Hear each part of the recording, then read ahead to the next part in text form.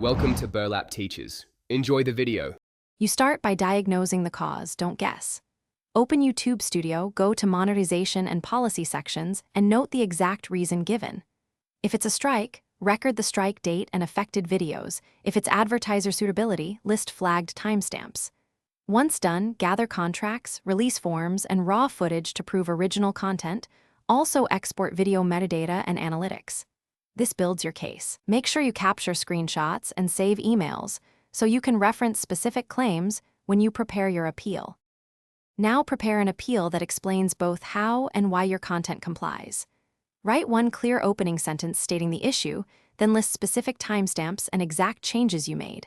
For example, removed a clip, added a citation, or replaced music. Attach supporting files, release forms, originals, and analytics showing watch behavior.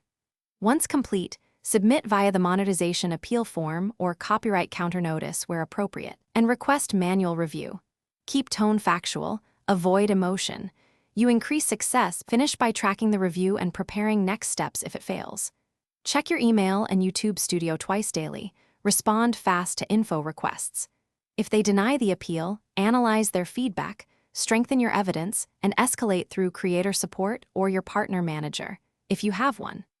As a last resort, re-edit or replace the video to remove the flagged element and reapply for monetization. Document the new upload and link it in your appeal. Key troubleshooting tip: preserve originals and logs so you can demonstrate chain of custody. Thanks for watching. Consider subscribing if this video helped you.